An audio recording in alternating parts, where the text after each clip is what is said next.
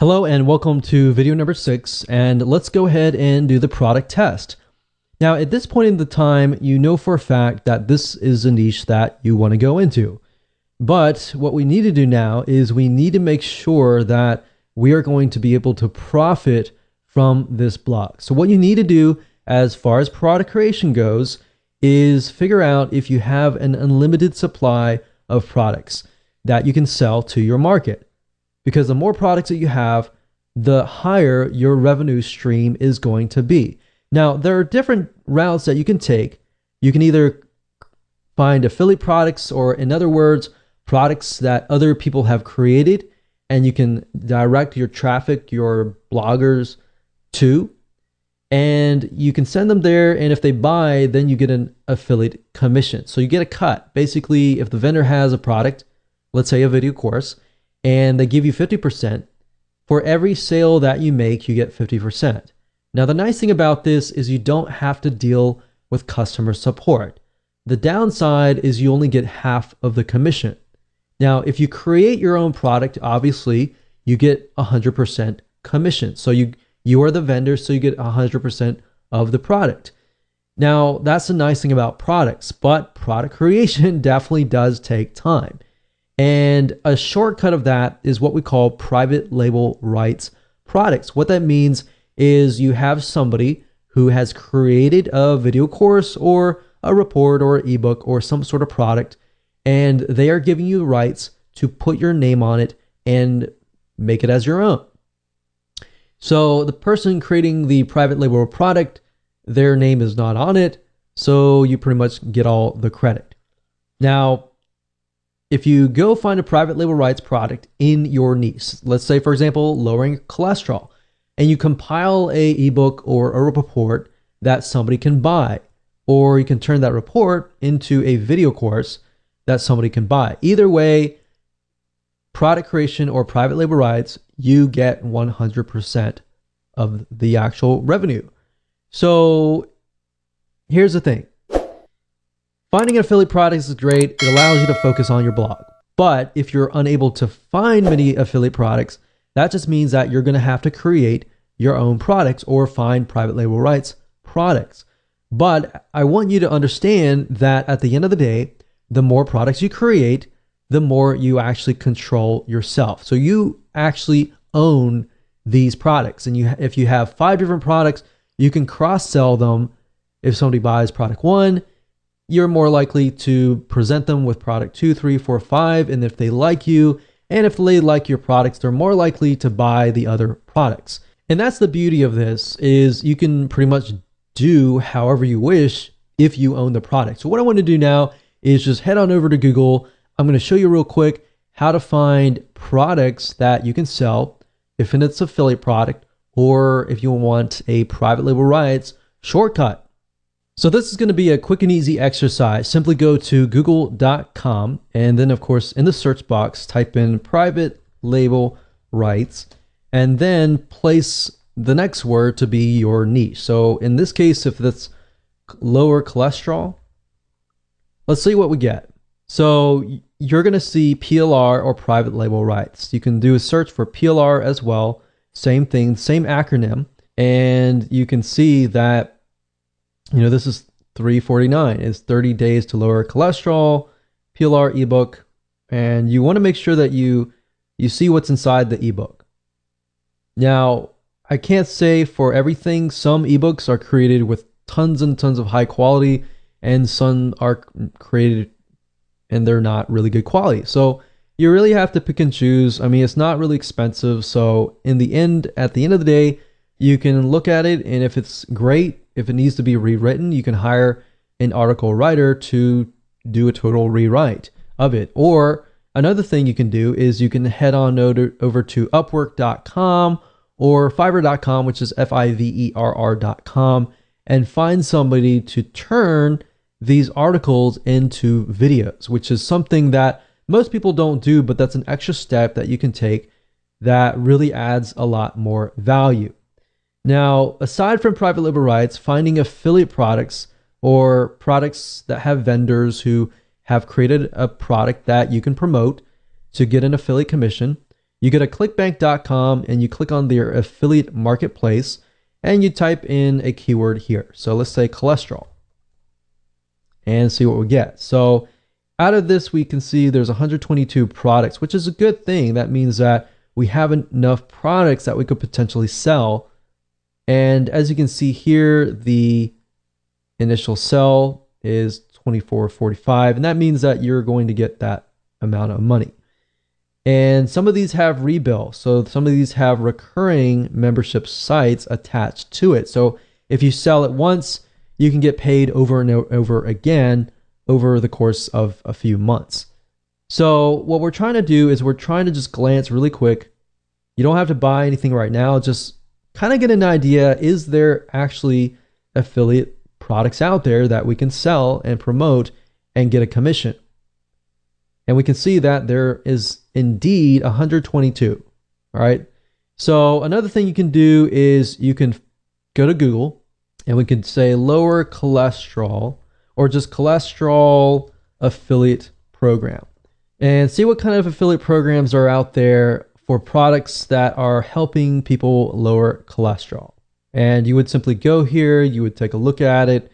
You could contact the vendor to get more information or even get private access or complimentary access to the actual product to test it out to make sure that it is good for your list. So over time, if you build a list of, let's say 500 people or 1,000 people, over time you have more leverage the bigger your list is, or the more interactive your actual list is. So lists can be email lists, it could be Facebook likes, it could be Twitter followers, and more. But this just gives you an idea about what is actually out there and if you have enough products to sell on your blog for the future. Hello and welcome back. This is video number 7 and we are going to talk about topic generation. So it's time to go one step further and figure out a larger list of topics. Now, we obviously have a list that we created earlier, but we want to make sure that we verify that they are truly in demand. And that is something that people are asking for out on the internet. So how do you go about verifying this? Let me go ahead and show you. So there are several tools that you can use that don't cost you any money to try to figure out topics that are in demand, that people are searching for. And the two sites are Google and SEMrush. Now, SEMrush does cost money, but at the same time, they do allow a free search, which gives you a limited amount of topics. And as you can see here, I went to SEMrush, that's SEMrush.com. And the keyword overview, as you can see here, I typed in lower cholesterol. So kind of following the topics that we've been talking about earlier. And as you can see here, you can choose countries, but I would advise just choose one country. And as you can see here, we scroll down, we can see phrase matched keywords. So as far as lower cholesterol goes, we can see here how to lower cholesterol. We can see the CPC, or what advertisers are willing to spend. And that's a good sign. If they're willing to spend money on a specific keyword, that means there is demand. As you can see here, foods that lower cholesterol lowering foods. So there's a lot about foods. You can see that there are other keywords as well. There's ad copies, there's organic search results. You can also use BuzzSumo as well to generate topics. And in addition to this, if we head on over back to google.com, up at the top here, if you put in the address bar a keyword, let's say, for example, lower cholesterol, you'll notice that as I begin to type things out, Google will actually try to complete your sentence with lower cholesterol diet, lower cholesterol fast, foods, exercise, and recipes. Now, if I were to, let's say, type in lower cholesterol, just flat out, and I scroll all the way down to the bottom, you will see a larger list of searches related to lower cholesterol. Now, what this allows you to do is it allows you to see the high demand searches. In other words, Google's not going to show keywords up at the top unless people are actually searching for them. So if thousands among thousands of people are searching for them, that's something to be aware of. Now, what this allows you to do is it allows you to drill deeper. So let's say, for example, that we want to do a search for lower cholesterol foods. And we do a search for that. And if you scroll all the way down to the bottom, you will see everything related to lower cholesterol foods. So we can see cholesterol in almonds, breakfast, food list, recipes, how to reduce it naturally without medication. So we can see that, and can I get an idea of the type of person that is searching?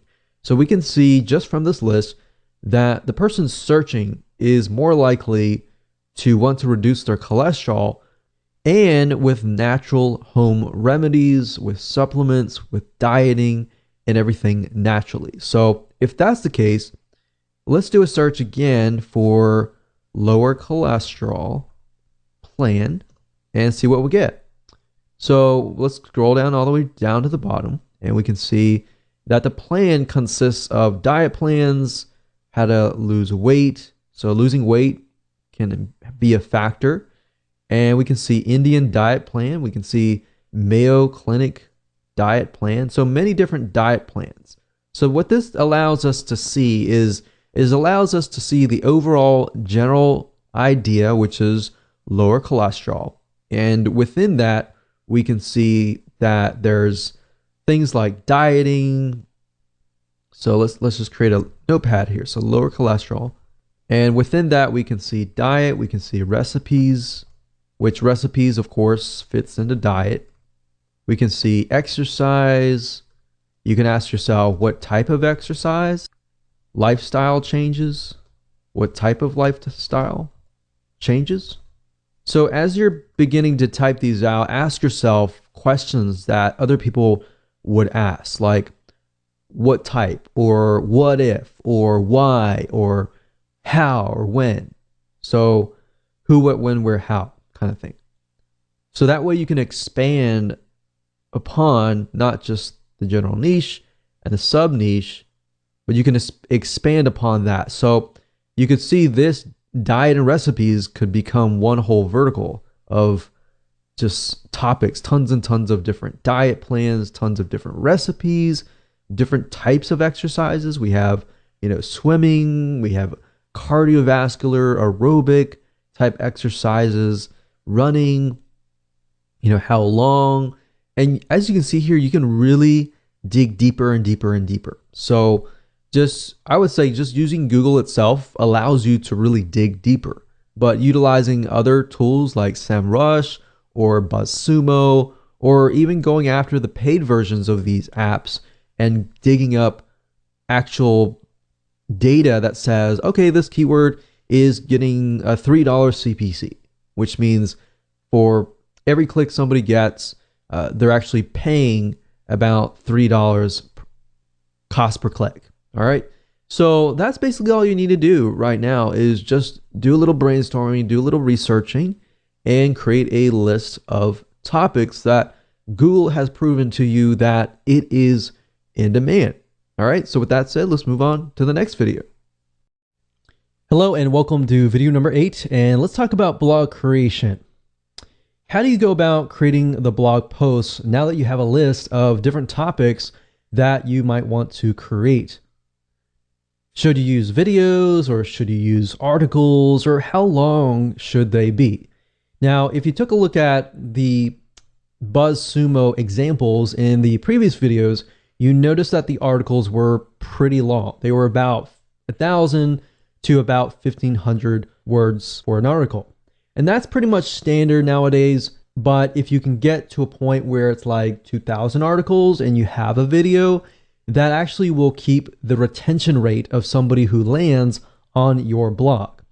So that's the recommended thing to do, is to create an article and you can outsource this if you want, but I would recommend you actually try to create the blog outline yourself, because if you're passionate about it, it's going to be easier.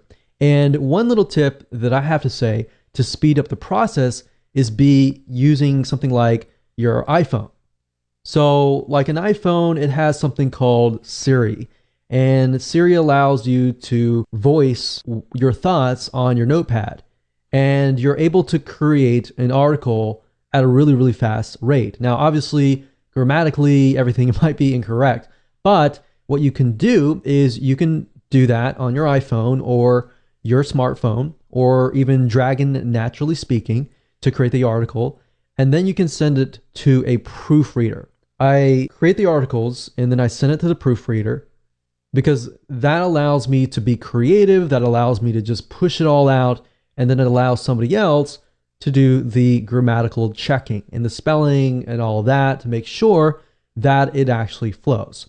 Now, once you're done with that, what you can do next is you can head on over to places like Fiverr.com, Fiverr.com, and you can hire people to actually read your article and get them to turn it into a video. So essentially what you're doing is the video is the same as the article. And what you can do is you can add images, and that way you appeal to the visual audiences, the kinesthetic, and the auditory learners. There's 3 types of people and 3 different types of learning. So that's what I recommend to you. Now, as far as what the blog post should be about, well, I'm going to show you what we call the backward blog creation strategy. And I'm actually going to take an example. I'm going to show you how to write the article, or at least outline it to the point that you can do it all in less than 5 minutes. All right, so let me go ahead and show you that right now.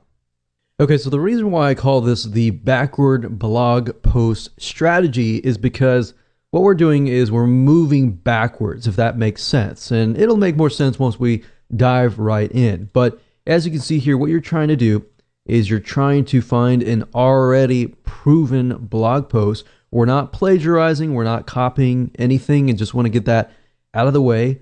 But what we're trying to do is we're looking at what is proven and extracting from that and making it more specific, making it more unique, and making it better, essentially.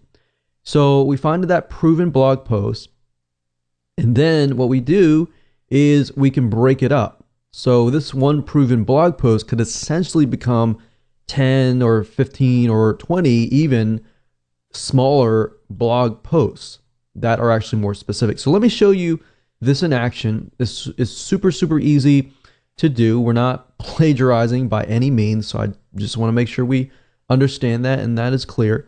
So let's move on and let's talk about lowering cholesterol again. So lower cholesterol foods. You notice that in the previous search that we noticed that a lot of foods, a lot of natural remedies. So let's kind of focus on that because that seems to be what people are searching for. So let's just type in lower cholesterol foods and see what we get. So if we scroll down, we can see top 12 foods that lower cholesterol. And you'll notice this, a lot of articles are moving more towards 12 things or top 10 things that lower your cholesterol, or top 10 different types of cardiovascular exercises that allow you to lower your cholesterol, or even top 10 foods that you can still eat that are tasty that can lower your cholesterol. So let's just click through here. We'll click this one here and let's just start from there. So as you can see here, it says 12 foods that lower cholesterol naturally. Now, if we take a look here, we can see that it lists different types of foods. So different categories of foods like oats, we have red wine, we have salmon and fish, we have nuts. Now, we can see that while this is great and all, we can go more specific. So the question is, how do you go more specific? Because obviously the more specific it is, the more interesting it is sometimes, but at the same time, a lot of times, it'll actually boost your authority simply because people feel like, okay, you've actually focused in on very, very specific details. So instead of saying like the top 12 different foods that lower cholesterol, what you can do here is say, for example, fish. You can say the top 10 fish that actually lower your cholesterol, or top 5 fish that lower your cholesterol, top 5 types of nuts.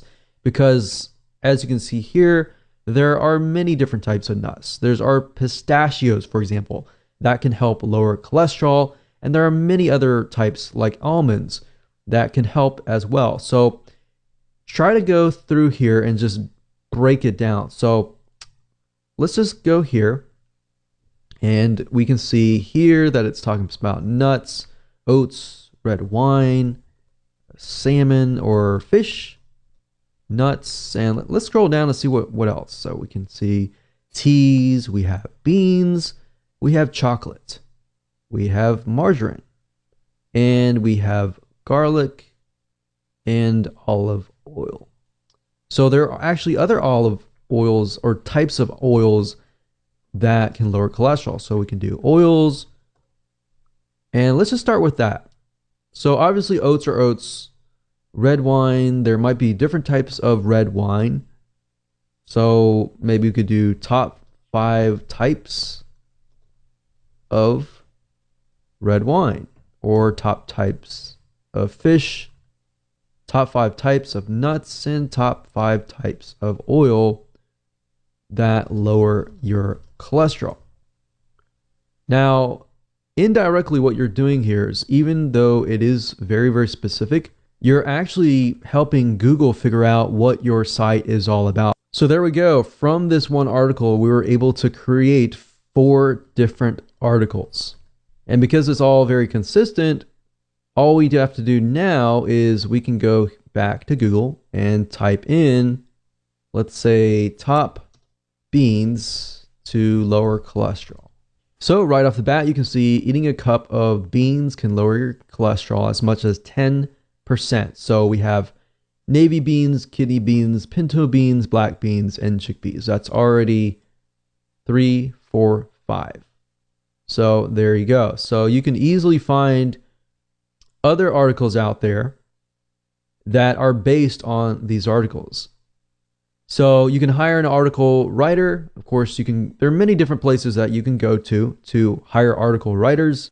Fiverr.com, that's Fiverr.com, is one good place to go to. And another place that you can go to is Upwork.com. And you can find very high quality article writers, and really all you need is a few. Just start out with one, and then of course as you expand you can hire a few more. But what I like to do is I like to hire a couple first and see which ones I like, their writing style and how well they work with you, and then you can outsource it. Or you can either do it yourself and very, very easily do it because you have it's more specific. The more specific it is, the easier it is to write. So for example, going back to nuts, we have number 1, pinto beans. Number 2, navy beans. Number 3, 4, 5. So all we need is 3 more, which we have those. So kidney beans, chickpeas, and butter beans. So all you have to do is simply hand this to an article writer and say, hey, I want you to write an article on the top 5 types of nuts that lower your cholesterol, and I want you to cover the what and the whys. So basically this is how it goes. As far as writing a blog post, to make sure that they convert, you always want to cover the what and the whys. You can cover the whens, that's fine, but you don't really want to cover the how. The how is the solution. So the solution is a how. And that essentially is what you are trying to get somebody to buy your product, is the how. So you get people interested in lowering their cholesterol. They learn about the what's and whys, and now they need to learn how to do that. All right. So that's how to create a high converting blog post at a very, very fast pace. Welcome to video number 9, and we're going to talk about blogging platforms. So congratulations, you've reached the end of this video course, And now it's time to talk about blogging platforms. We're going to talk about two things: WordPress or Blogger. And the reason why I want to talk about Blogger is because I know many of you might have the temptation to use Blogger, and Blogger is great. And you can use both, but I recommend the WordPress being your actual blog. And of course, if you want to use Blogger, you can use it to kind of bump the rank up of your WordPress site. So let me explain. Blogger is owned by Google. It's also known as blogspot.com or blogger.com. If you go to either or site, you will go to the same site. This is owned by Google and it is able to rank super fast. In fact, you'll notice that many self-made authority figures in different niches like you are using blogger.com. And if you notice, they rank really, really fast in the internet. Now, here's the downside of Blogger or blogspot.com is you don't own it. So this means if you get banned for whatever reason, you lose your asset, right?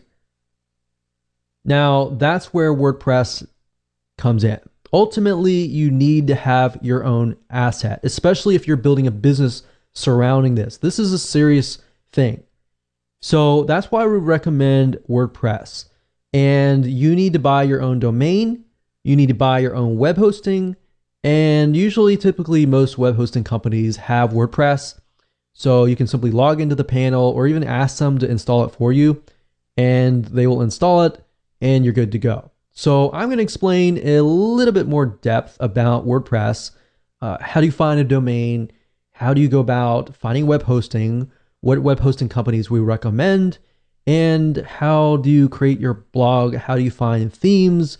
And we'll cover all of that in just a second. Okay, so in order for you to get this to work, you need to have a domain name because you need to have your own brand, essentially. So what you need to do is you need to head on over to a site called Namecheap.com. And what Namecheap is a domain registrar, which is where you can buy your domains. So you can go here, and if the domain is available, you can actually get access to it. So if we say something like lower cholesterol, and I'm pretty sure lower cholesterol is taken, but we'll just do 1, 2, 3, 4, 5, 6.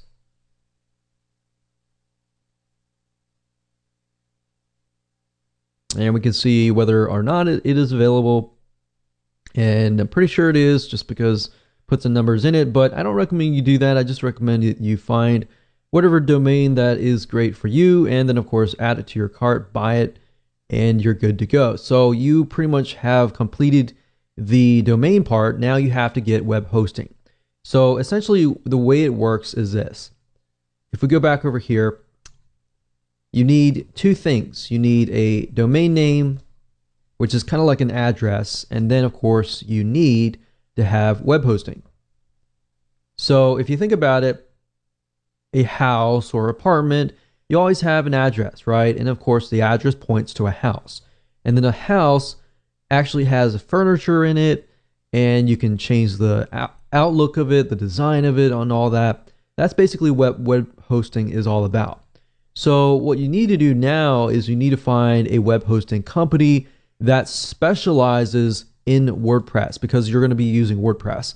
Now, just keep in mind that WordPress is a very intensive type software. So as you grow your WordPress site, it utilizes a lot of RAM, a lot of server processing speed as it grows. So that's just something to keep in mind. So what I recommend that you do, you can either go to Google and you type in top WordPress hosting companies and go from there, or you can specifically use the ones that I'm about to talk to you about.